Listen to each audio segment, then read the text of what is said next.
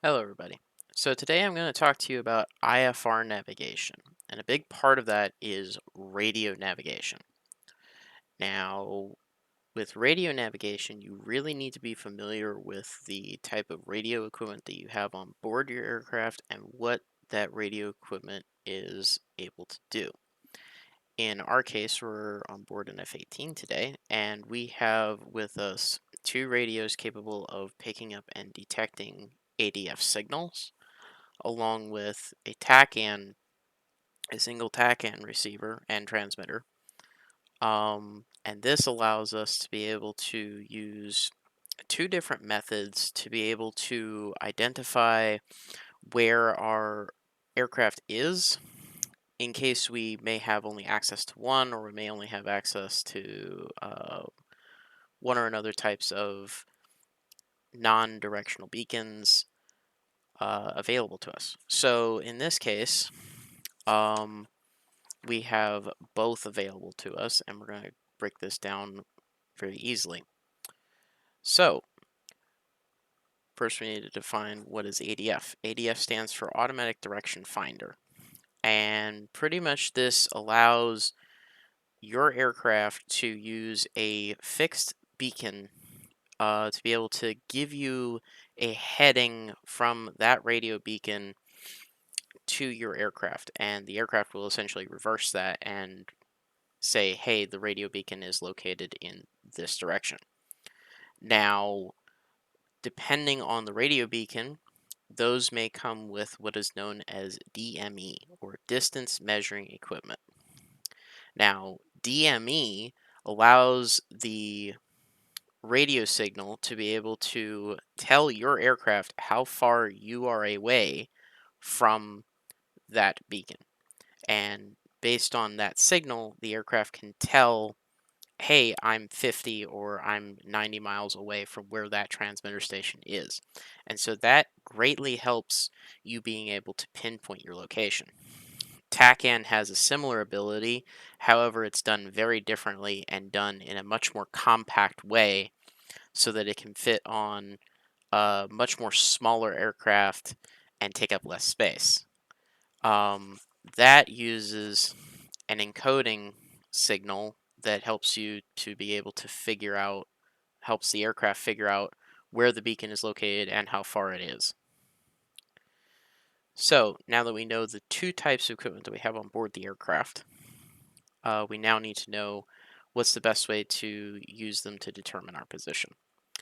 So with TACAN, if the TACAN station is transmitting distance, a distance measurement, which some do and some don't. In this case, we do. So I'm going to unpause this. And in this case, we are going to be locking onto Instralic, and it's going to feed us back our heading and our distance from the TACAN station, which, as we can see down here, the TACAN station is located 199 degrees, 17.3 miles away. And this will constantly update as we receive the signal and we transmit back to the receiver where we are seeing them, and this communication is happening back and forth, and this helps us gain an accurate idea of our reference to that station. Now, this gives you an idea as to how, when you have distance measuring equipment along with your direction, gives you a pretty good idea of where you are located in reference to that object. So in this case, we know the TACAN station is here. We now can see that we are 213, so we need to look from about 040. So, and 040 at 17 miles, we're at about here. And we're proceeding this way. So now that we know that, let's go over how you can figure out where you are with non-distance measuring equipment, or sorry, without distance measuring equipment. So this is in case you have two ADF beacons or you have two TACAN stations that are not capable of transmitting the distance measurement. And this can either happen due to malfunctions or just because of the equipment. It's sometimes just as all depending on how it's set up, and this can also be for airborne tankers. So what we can look at is we have here at Gaziantep, we have an ADF beacon here. And there's two different types of beacons. We have one that is in 432 kilohertz, which we are not going to use, but we are going to use the one in the megahertz. So this one is 116.0. So we're going to pull up radio 1. We're going to type in 116.70. We're going to bring it up. And we'll just confirm, yep, 116.70. And if we switch this that says ADF to radio 1, which is up, we'll see this circle appear on the HSI. Now this circle is denoting the heading towards the ADF beacon. So now we know that the ADF beacon is approximately 0, 9, or 5 from our position. So I'm going to turn off the TACAN. And we're going to enter in our second ADF beacon. So we're going to pull up radio 2. We're going to look at Haiti's ADF beacon, which is 112.05. So 112.050. And now we're going to switch ADF 2 on this switch. And we can see that the needle or indication has moved to about 155 degrees. And if we flip back and forth quickly between them, we can get an accurate heading reading. So we have an indication here that this is about 094, 093, and this is about 156. So taking those measurements, we can chart 156 from over here. So we need to actually inverse this. So the inverse of this is going to be approximately 317. So we're going to go 317 from here.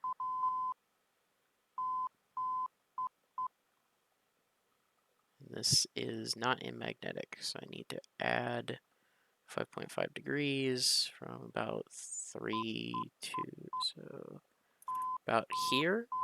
And we don't know what heading, so we're going to draw a line. And then we need to also draw another line to 270. So taking that, we need to head 270. And that leads us to about here with a rough idea. We are approximately located in this area just based off of these two ADF beacons. Now, obviously, this isn't exact or precise, but this at least gives you a rough idea as to where you are, and especially when you're dealing with intermittent open areas where you can actually see the ground, like right there, radio navigation is about the only way, short of having an INS system, that you can actually tell where you are. So if we actually go here, we can actually see that we are roughly about here. So we're a little further up north than where we were expecting, which may just be from the delay in charting this point to this point, along with some magnetic deviation that I am probably not accounting for. But as you can see, this gets you very close to where you are actually located, and this will help you be able to avoid terrain obstacles and other stuff, especially in aircraft where you don't have INS and GPS location systems, such as the F-18 and F-16, but in aircraft like the F-4, the Mirage F-1, the older A-10 would be the A-10A. These would be aircraft where exactly you don't have a moving map display and you don't have an output of your coordinates that you can essentially just look on a map and tell you exactly where you are. Now, there's one other method that is a little bit less known and is a lot more complicated to fly, and that is using one VOR station. And this is mainly to get the distance from that VOR station, and this is a lot more of a complicated maneuver. So let's walk through it really quick. So to get the distance measurement off of one VOR, TACAN, or ADF beacon, what we need to do is we need to position the ADF station off of our left or right wing. And we need to do it and what we need to do is we need to maintain that 90-degree offset. And what we need to do is we need to keep our airspeed as constant as we can, along with timing how long it takes us to transition. And we also need to note our starting heading and our ending heading. And this will give us, through a bunch of mathematics that I will put up here on the screen, that we will be able to determine our distance from the ADF beacon within a slight margin of error. So with that, we're going to quickly put ourselves at 90 degrees to the ADF beacon, and there is some error with the ADF beacon. There's always, it's never 100% pinpoint. There's always a little bit of fluctuation because of angles and other stuff, depending on where the ADF antenna is located on the aircraft. So, we are going to put the beacon on our left-hand side, and we are going to keep it at 90 degrees, and we're going to denote our start time as 14:38:45, starting heading 156, and we're just going to try to keep it at 90 degrees, and we're flying at 295 knots.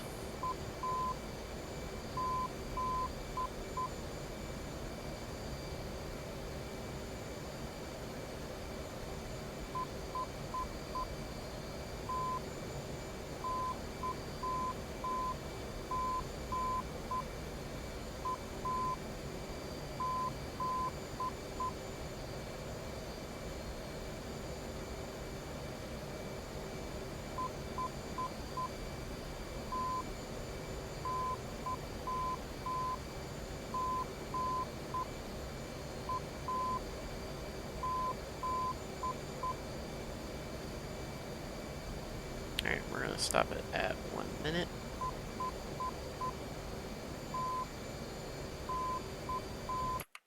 Alright, so our speed's fluctuated a little bit, but it looks like we have kept it mostly at 90 degrees off of our wing. 1 minute has passed, and we have adjusted 6 degrees to the left. So, alright, after running some quick calculations, I'll show my work on the screen.